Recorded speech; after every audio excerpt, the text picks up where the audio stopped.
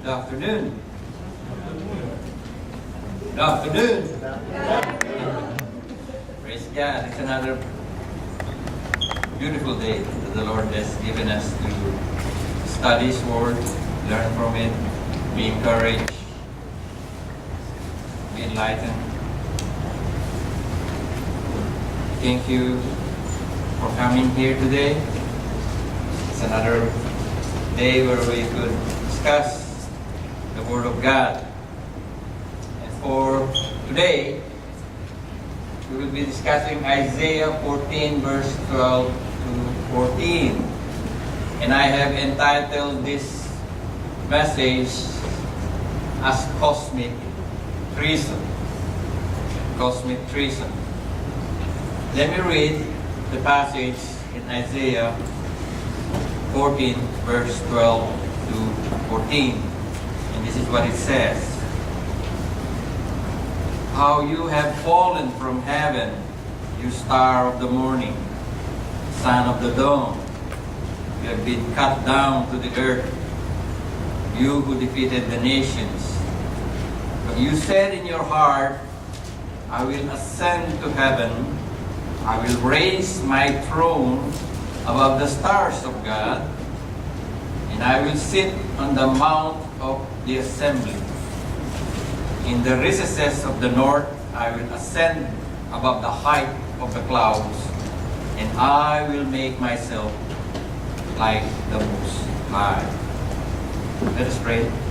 Oh Father God in heaven, again, O Lord, we thank you for this beautiful day that you have gathered your children in this place, O God, where we could listen, learn from your word, O God, be encouraged, be directed, O God.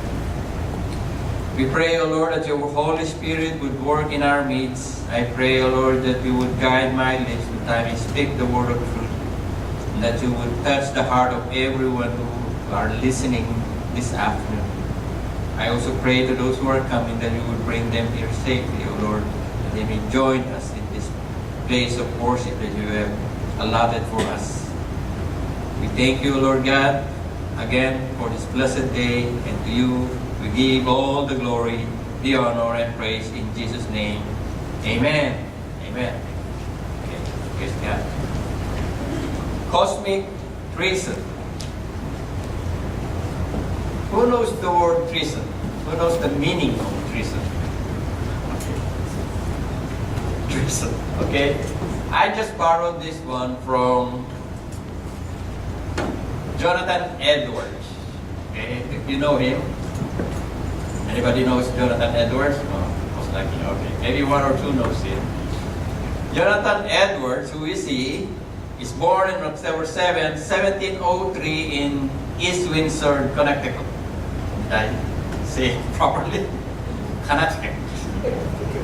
U.S. Okay, died in March 22, 1758 in Princeton, New Jersey. Was the greatest theologian and philosopher of the British American Puritanism.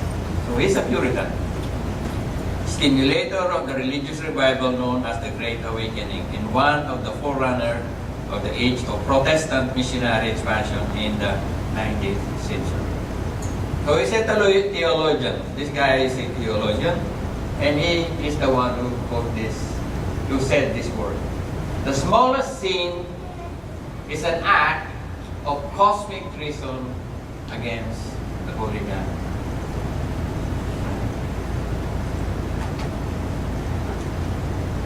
The smallest sin. It doesn't matter how small it is. Like you stole a pencil, stole a paper, right? You utter the word of God, right? Without respect, right? You dishonor your parents, right? Simple sin, just a simple sin. Comprised or means to say it is already an act of treason. In the early years, during the times of kings and kingdoms, do you know the punishment for treason?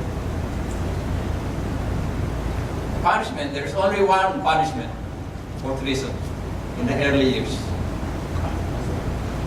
Execution. So if you are, accused of treason, and they prove that you are, have done this act, there is only one punishment, and that is death penalty, execution right away. Right? Now, I will be discussing 5 things or 4 things today. Right? And treason, I would call, is a form of rebellion. And if you hear what I read a while ago in Isaiah 14, verse 12 to 14, you would probably know who this character mentioned here in Isaiah 14, verse 12 to 14. I will ascend above the heights of the clouds, and I will make myself like the Most High. Since there is nothing above God, he says, I will be like Him. I will be like God, right? And who is that? Okay, treason, offense attempting to this is the meaning, offense of attempting to overthrow the government of the state which the offender owes allegiance, or to kill or personally injure a sovereign or sovereign family. To overthrow a ruling, a monarch or something like that, right? Now, I checked the history of the Roman Empire, and this is what I saw, right? From the 69 rulers under the unified Roman Empire, right? 43 emperors suffered a violent death. That is 62%, either by assassination or, a common death, which is, when they are at war. If you look at it, they die, most of them died a violent death, 62%. And out of those 62% of those emperors, almost 80% of them were assassinated. They were overthrown by violence. Right? So you can see that treason is not something new. It all started way, way, way back in history. And that is the first treason. That is the first treason. That is the first rebellion. And it's recorded in the book of Isaiah. And who is that? Lucifer. Okay. The thing is, when I was looking into this, the word Lucifer is never even found in the Bible. The word Lucifer is never found in the Bible. What you would find in the original Hebrew is the son of the morning, right? Or the light bringer, right? But they adopted the word Lucifer, right? You have fallen from heaven, star of the morning, son of the dawn. This is the first rebellion. And out of the sin that is mentioned by Jonathan Edwards, I will be only focusing on rebellion. Rebellion against authority. So now, we will have 4 things to discuss this afternoon. All about rebellion. So he was fallen, was cast down on earth, and this is the first rebellion. Rebellion, okay? Rebellion against authority set by God. Every person is to be subject to the governing authorities, for there is no authority except from God. And those which exist are established by God. Right? So, if we are in a certain society where there is a ruler, a king, a monarch, or here in Canada we have a prime minister, so who love our prime minister? No hands. Okay. It doesn't matter if our rulers are good or bad. We are called, being Christian, to submit to authorities. I know our Prime Minister is not really, a lot of people doesn't like him now. But this is what God said. All of us, children of God, we should not be resorting to this kind of violence or rebellion. Because God mentioned it that, we should be subject to this governing authority. You know why the Lord is very much, how could you not see this one in the scripture that God is very critical? He is very critical when it comes to rebellion. You know why? Because he was also, experienced this kind of rebellion. And that's what happened, in the early years, before eternity. The devil tried to overthrow God. He wants to be the same level of God. I will raise my throne above the stars of God. Actually here, when he says the stars of God, he was referring to angelic hosts. So if you read your scripture in the book of Revelation, wherein it says there that the dragon, the great dragon, took a third of these stars, doesn't really mean like, the stars that we see in the skies. What he's referring, when the devil rebelled against God, he took a third of the angelic host that joined him in his rebellion. And what happened to those angelic beings who joined the rebellion? They became what we all know now as demons. Demons that are cast down on earth, together with the devil himself, because of rebellion. That is why God is very much serious when it comes to rebellion. He doesn't really, just okay, rebellion is just okay. No. It is very, very serious. And as we move forward, we will see how serious really rebellion is in the sight of God. Now, this is one of them. No, we should be subject to governing authorities. Now, some people will say, I don't like the government now. There's so much tax. There is this tax, there's this tax, and I think April will get another tax, right? And I don't like the government, so I'm not going to pay my tax. No, you should still pay your tax, right? And I know a lot of people are already they're tired because they could hardly afford to pay the rent. They could hardly, buy food. It's so difficult. Even when you go to the grocery, you buy stuff. I'm not campaigning, okay? I'm not being political. I'm just stating the fact that when you go to grocery now, the money that you were spending before for a whole cart of grocery, the same amount of money now is not even half of the cart. That's how it is. So difficult, right? And sometimes, I was wondering sometimes, I think God sometimes is using those bad leaders as a judgment to those people who put him there. Right? People are, shouting, okay, let's put these people, put these people, and then they turn out those people are no good. Right? So when things get bad, maybe they will be awakened. That, sometimes you have to make a wise decision. So when we vote next year or this year, make sure you make a wise decision, right? Otherwise, sometimes it backfires, right? Bad leaders may be a judgment of God because, sometimes it happens, right? It's the only way we could, sometimes wake up with our slumber is to have these things, everything goes around us like upside down, right? Now, I also believe that for us, when God tells us to subject or to subject to governing authorities, I also believe that God will still provide for your needs.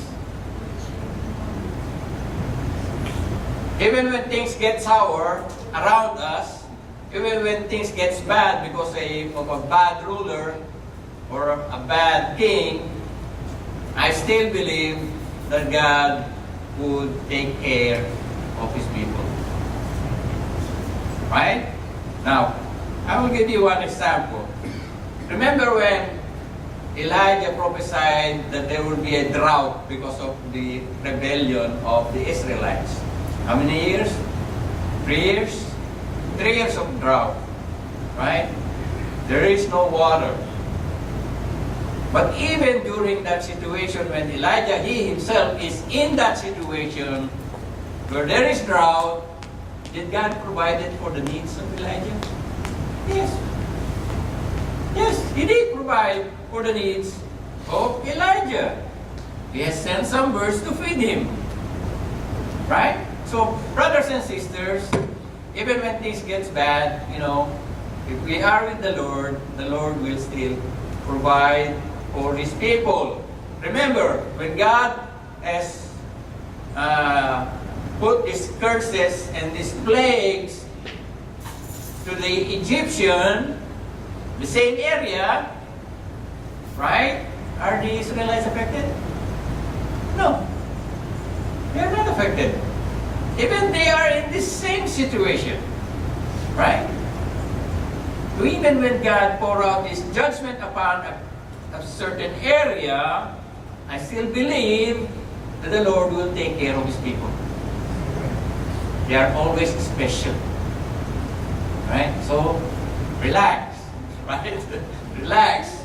I know you're paying more tax. I'm paying my wife and I just talking about the property tax. Our property tax is like this much. So high. Right? But relax. The Lord will still provide for your needs. Okay? When Elijah said, I'm the only prophet here, everybody has died, Obadiah mentioned that, no, there are more people out there, that God has provided for them. Right? He has provided for them. So for us, brothers and sisters, when things get bad, we don't need to resort to this kind of things. I still remember, during the time of the Exodus, we know that the Israelites outnumbered the Egyptians, right? You know that, because they multiply so fast. They could have rebelled. They could have fought the Egyptians, and I believe they will win because they are, numbers, more in numbers, right? But God never really told Moses, okay, bear arms, fight the Egyptians, for sure you will win because you are more, right? The fact that He ordered Moses to request to Pharaoh to let his people go and not not to rebel against this foreign power, right? So we could see from there, God is serious when it regards to rebellion. Submit yourselves to the Lord's sake to every human institution, whether to a king as the one in authority. So again, emphasize it in 1 Peter that we should be subject to governing authorities. Doesn't matter if the authority is no good or bad, right?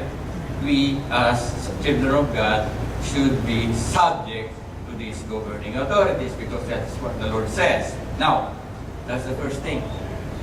Rebellion against government is a no-no. We should not resort to violence, right? So what's the second thing? This one. Who here works? Who's working here? All of us? Maybe some are students. Okay? It says there, it's cut a little bit, right? Be subject to your master with all respect, not only to those who are good and gentle, but also to those who are harsh. Sometimes, maybe you experience it, I experience it many times, in some places, in some workplaces, you're working so hard, and the guy beside you is just like that. Are you like that? All you do the whole day is groan and moan, right? Complain. That's all this guy does. He doesn't do anything. And he's complaining, I have too much work. Right? Too much work. What is this? Right? Do we do this? Do we do this? Maybe we don't do this, but we do this one. That one. Goofing around. Goofing around, right? Subject to rulers and authorities, be obedient, be ready for every good deeds. You know, sometimes, we just, some people in my workplace, some people would say, you know how much time I put in this work? I said, it's not a matter of how much time you put in this work, but how much work you put in this time. You get it? Yes. I can put the whole day on this work, which only requires 5 minutes. Do you know how much work I put in this thing? The whole day, 8 hours, which can be done in 8 minutes. So I said, this is not what you should be asking. You should be asking, how much work have you put in this time? Let's say 1 hour. How much have you accomplished? And some people would even say to you, I am so busy today. I cannot do that. I'm so busy today. I can always also be busy the whole day and accomplish nothing. Right? If just being busy is your reason, I can be busy talking with this person, talking to this person, and at the end of the day, and they would ask me, what have you accomplished? What have you done? Zero. Nothing. Like this goofy guy. Right? In the workplace, we're cheating. You know? We don't really work like honest work. Right? We're cutting, cutting this, cutting that. We do a lot of stuff. So even this is a form of rebellion. Why? Because you're getting paid for something that you have done. You haven't done anything. Right? And that's a sad thing. Right? I think every Christian believer should work honestly. Should work honestly. Work as if nobody is looking. I always tell my friends, if you look at me, I'm like a clock. The more you look at me, the slower I become. So better let me go. Let me go. Right? If you're at my back and you're watching me, I'm slowing down naturally. Right? So just let me go and do my stuff. But sometimes I get in trouble, like last week I got in trouble. But the guy in the office doesn't really know that what I did actually favors the company. Because he asked me to do a training on a certain product. In that week, that product is not being, we're not doing it. But he wants me to train 3 people for that product, which is not going anywhere because there's nothing. So instead of doing that, what I did is I did a product which they have no idea that is priority and urgent. But they don't know. They have no idea. So I spent the whole week training these people so that that product would get out in that day. I had no idea about that. So when I got the meeting, they told me, did I not tell you that you have to train 3 people? Yeah, I trained 3 people. I said, what can I say? Because I didn't follow the schedule. Now I'm in trouble. But they just realized that the product went out. Product they have no idea is urgent. Just because I trained 2 people, now I was in trouble. I'm in trouble, right? But then again, it does happen, then just do your best, my brothers and sisters. Right? Do your best. Don't waste time. Accomplishing nothing in a day. I'm not saying I'm a workaholic, but I feel bad if the day passed and I have not accomplished anything.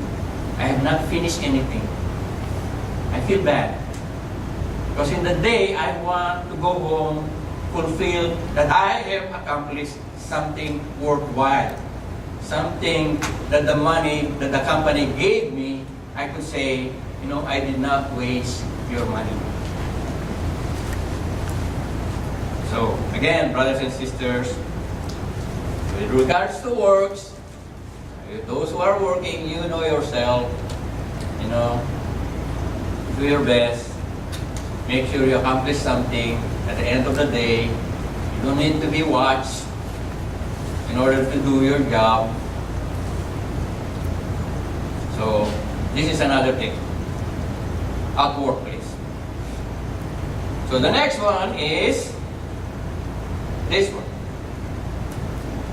Rebellion against the set authority of God with regards to spiritual matters.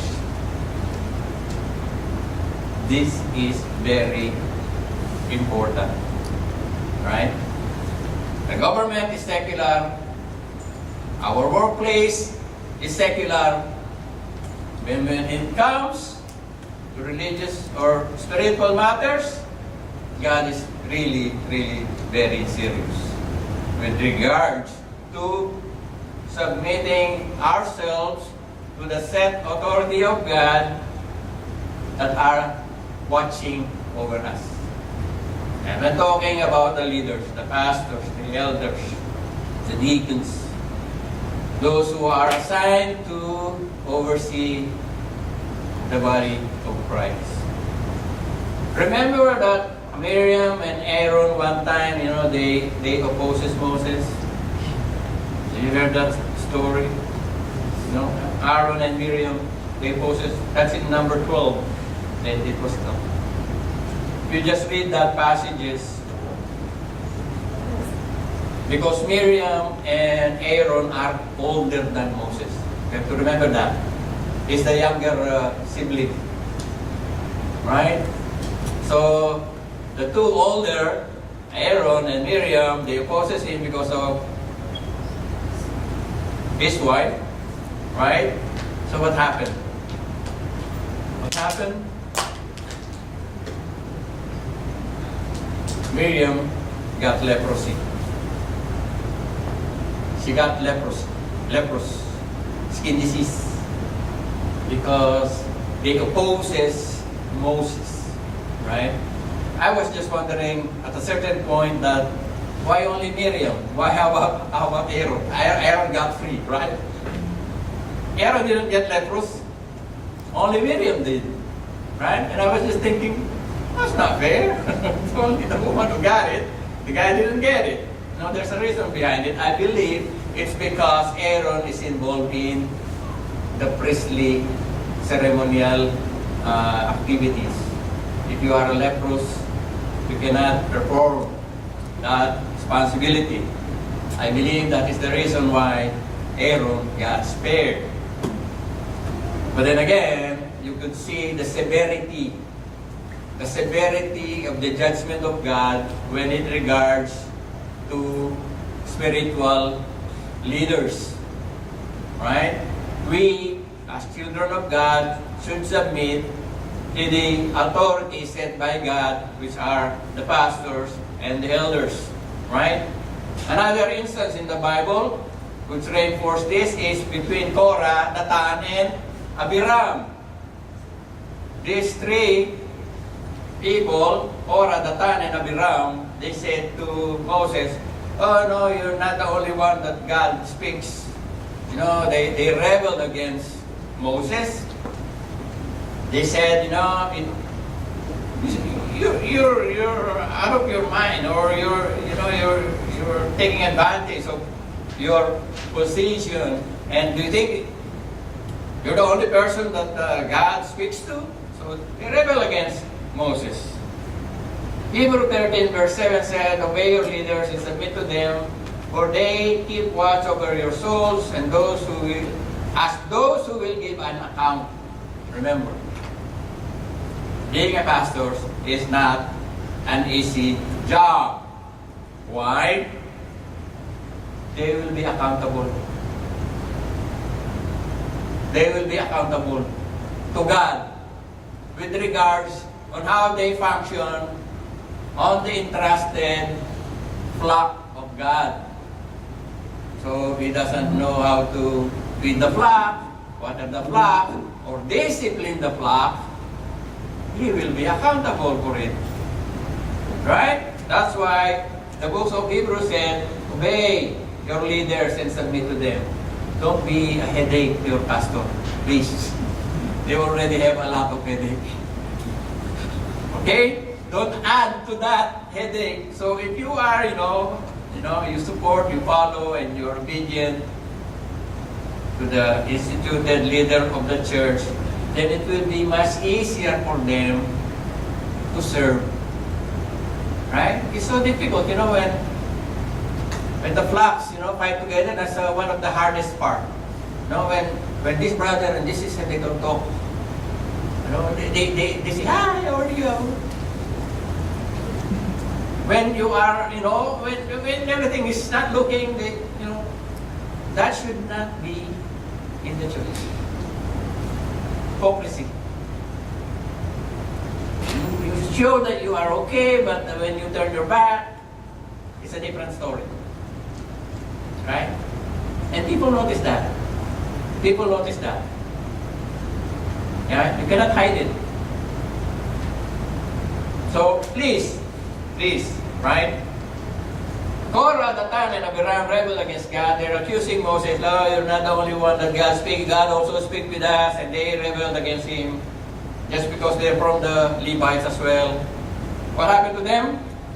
To make an example for them how serious God is, this is what happened to them.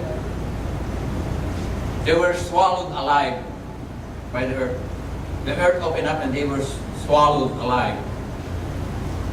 That's how serious it is for God to rebel against the one God has instituted and put in a position of leadership, especially in the church.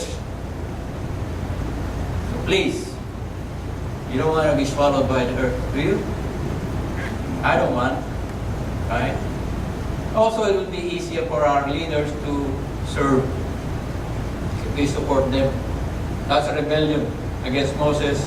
All those people are part of the rebellion, they all died. Now, there's an instance in the scripture, probably you know this. God has instituted a leader, which is Saul, the king of Israel. Is he a good or no good guy? No good guy, right? He started as nothing, and then it goes to his head, and then he found out that God's favor is on David. He started to be jealous, started to envy him. He tried to kill David many times, tried to trick him, tried to trap him. And there was an instant wherein Saul was sleeping and David so happened is in the same cave. So what happened is that David, just to show that he has the ability to kill him at that point, just cut a piece of cloth.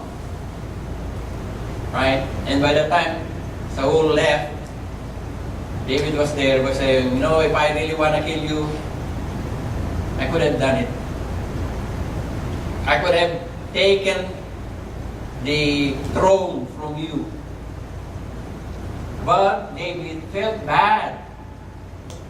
But it came about afterwards that David's conscience bothered him because it cut off the edge of Saul's robe.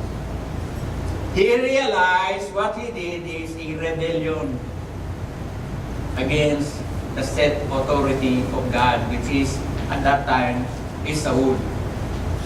So if you look at the story of David after this event, you would never see David rising up against Saul. What he did is just wait. Just wait. Remain faithful and wait. You don't need to kudeta your leaders. I've seen some churches where they kudeta their leaders. The pastor couldn't even preach a certain topic because the elder said, "No, you cannot preach this. No, if you preach this, we will kick you out." So sad. So sad when a person, a servant of God, is dictated that you cannot preach this. You cannot preach that. Right? I hope it doesn't happen here. Right? As long as the Word of God is preached. That's the only thing. That's my only requirement. As long as the Word of God is preached, go for it. Right? But when you start, censoring what can be preached here just because you want to be politically correct, I think this is not your place to preach. Now, David felt bad about it because of his, he felt bad because he knew that was kind of a rebellion, right? So he just waited until God himself removed that. Right? I'm not saying that the pastors are always right. Sometimes they are also wrong. Okay? Not saying that because they're also human, they also make mistakes, right? Now, not every time that they are correct, there are times that they are wrong, right? But when somebody accuses a pastor, the scripture said, don't just believe anyone. You have to have at least 2 witnesses or 3 witnesses with regards to the people who are in office in the church. Right? Don't just believe somebody said, oh, this pastor is, he touched me, or this pastor is spending the money from the church, or this pastor is this and that. Oh, I saw the pastor in the casino. Oh, I saw the pastor in this bar or something like that. So don't just believe like this is kind of accusations unless there is 2 witnesses or 3 witnesses. Okay? I'm not saying they are perfect. They're not perfect like us. But when you hear these kind of things, if only one person says it, there must be at least 2 people. Okay? Now, we all know that Moses also paid the price for his mistake. Right? He was the leader for 40 years. He is about at the edge of the promised land, but he have dishonored God. And God said, you're not gonna go in. You're not gonna enter the promised land. I'm gonna show it to you, but you will not get in. And there was a time that Moses brought this up again to God, and God said, don't mention that again. You're not gonna go. That's it. You're not gonna reach the promised land. So he died outside the promised land. But after his death, somehow, I don't know, God changed his mind. I'm not saying God changes his mind, but somehow in the transfiguration, Moses was there. Right? So, anyway, it's up to you how you explain that. But anyway, rebellion against authority of God said with regards to spiritual matters. Again, it's a serious thing. Okay, do you have children like this? At home. So we have the government, we have the workplace, we have the church, now we have the home. Children, obey your parents in everything, for this is pleasing to the Lord. I know a lot of parents here have children. I just hope and pray nobody's like this. But if there is like this, it's challenging. Challenging.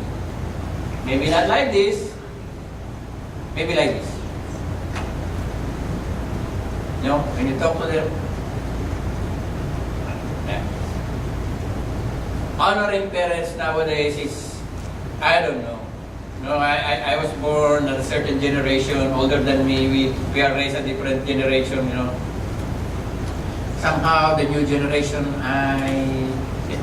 it's hard to explain.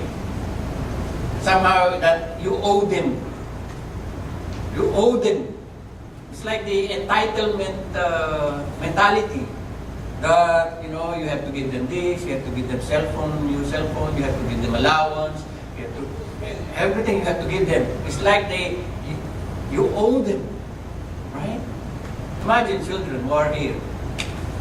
Imagine that you are no longer living under the roof of your parents where you don't have to pay your rent, You don't have to pay your room. You don't have to pay your food. You don't have to pay your clothes. You don't have to pay your bill on your telephone. Let's say you don't have anything to do with your parents. You're going to be living in the street. Imagine that. Sometimes, children just take it for granted. They don't realize. They're blind. You don't see that. Right? They think that they're entitled to everything that I deserve this. I deserve a new iPhone. I deserve a new set of clothes, a set of nice sneakers. Yeah. And when you talk to them, that's what you get sometimes. Disrespect. Right? Remember when Paul mentioned this, obey your parents, because, this is the first command with a promise. Right? What is that promise? Long life. Honor your parents, your mother and your father. Actually, what does the word honor mean? Honor means high regard. Put them like high regard. Put them there all the way to the top with regards to respect. Right?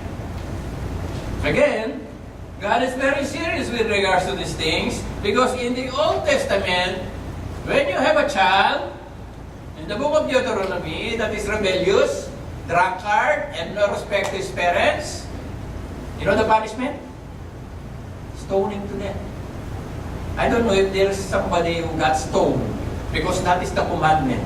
If your children are, rebellious, they are abusive, they're drunkards, and they are no good, tell them to the congregation, bring them outside, and the congregation will stone them to death. That's how serious it is. The Bible doesn't say if there was one who got stoned to death like this. But, since it's a command of God, we could easily conclude that is how God sees it. Very, very serious. It's not something that, it's okay to be. I couldn't imagine North America, when they speak to their parents, they call them their first name. It's like I'm shocked. If I say that to my mom, I call my mom Nora. Nora, oh my dear, I'm gonna get 1 and 2 and 3 and 4. Oh my dear, I couldn't imagine that. I call my mom like that. But here, I'm just surprised. Children calling their parents first name. Not even mom or dad. I couldn't imagine it. That's why when I came here, what? I couldn't do that, this. Right? So again, this is how serious God is with regards to respect to authority in the household. Okay? The head of the family is the father. And the wife always say, but the wife is the neck. The neck,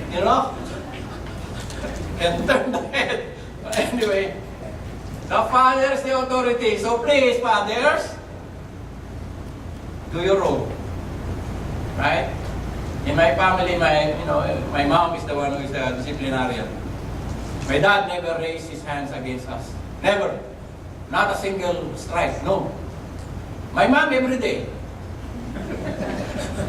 Right? But my dad, never. Right? But my dad, when he looks at you like this, you watch out. You better obey. You better do what he says. He doesn't raise his hand, he just look at you. But we know. Right? So please, let us not disregard the honoring of parents. Like this, Old parents get abused by their own children. Unthinkable. When I saw this one, I remember the story that stuck in my mind. But I learned this story when I was just a young boy. There was a mother who was, cleaning up the coconut shell. If you know the coconut, it really has a wooden shell. And this mother is, carving out, removing out the coconut and the husk. And then his daughter is asking, "Oh, what are you going to do with that, mom?" And the mom said, "Oh, this is your grandma's bowl. This is your grandma's bowl. I'm making a bowl for your grandma." And then after a few days, the mother saw her daughter doing the same thing, removing the coconut meat and the husk, and asked the daughter, "What are you doing?" And the daughter just simply said, "I'm going to use this one for you, mommy, when you grow old too." Stuck in my mind until now. But I was just young. I'm almost 60 now. Right? So what is my point? The same guy who said sin, right? Sin is treason with regards to God. The smallest sin is treason with regards to God. Also said sinners, we are all, right? We are all sinners in the hands of a loving God. Sinners in the hands of an angry God.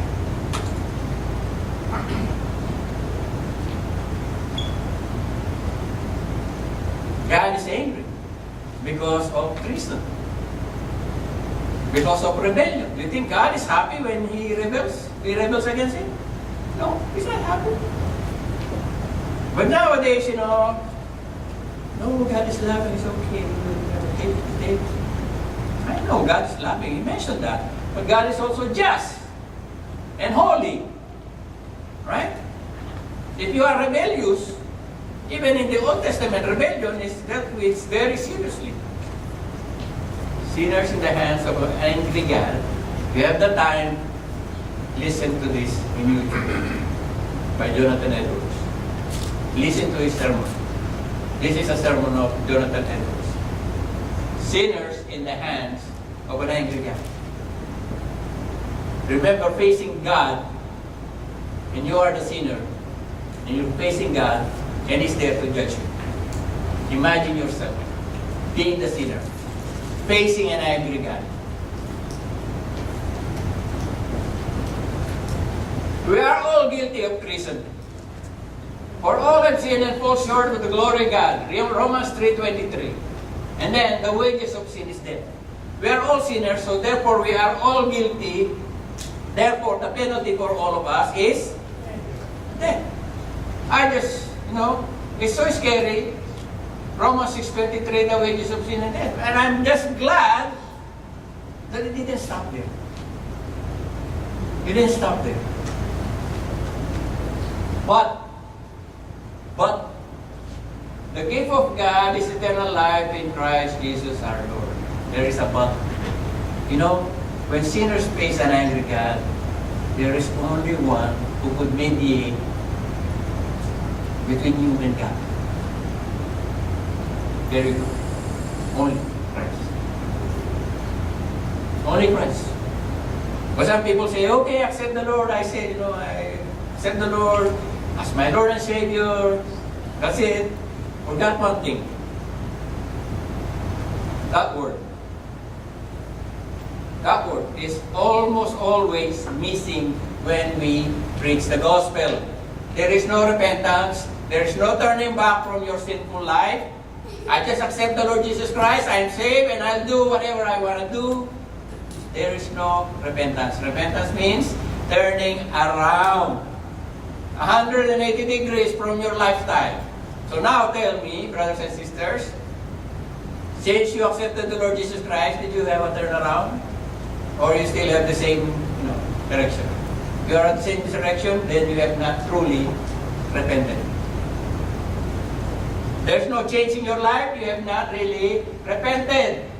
That's why in the book of Acts it said, repent then and turn to God, so that your sin may be wiped out. That's the only way. No other way. That the time of refreshing may come from the Lord. You have to have a turnaround. You know why people repent? Some people say, okay, I repent, Lord, sorry, because they are afraid of the punishment. You know the true repentant person? The true repentant person is when he sees his wretchedness. When he sees and realizes how bad he is and does not deserve anything except the wrath of God. That is the true repentant person. Because his eyes are open. He sees who he is. Not imagining things. He sees how wretched it is, how simple it is.